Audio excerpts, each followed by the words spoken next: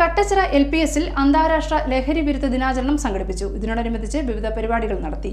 കട്ടച്ചിറ LPSൽ ലഹരി വിരുദ്ധ ദിനം വിവിധ പരിപാടികളോടെ സംഘടിപ്പിച്ചു. പള്ളികുന്നം പോലീസ് സ്റ്റേഷനിലെ ഓഫീസർ രാജേഷ് ഉദ്ഘാടനം നിർവഹിച്ചു. സ്കൂൾ ഹെഡ് മിസ്ട്രസ് വിദ്യ സ്വാഗതം പറഞ്ഞു.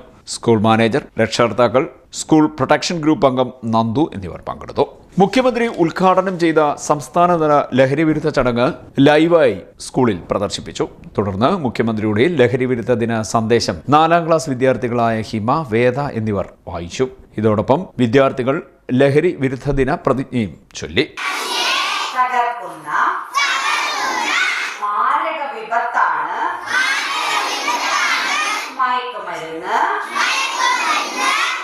യാഥാർത്ഥ്യം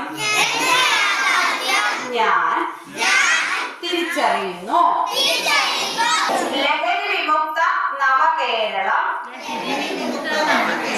പടുത്തുയർത്തുവാൻ എന്റെ എല്ലാ കഴിവുകളും വിനിയോഗിച്ച് പ്രവർത്തിക്കുമെന്നും ഞാൻ ഇതിനാൽ പ്രതിജ്ഞ ചെയ്യുന്നു.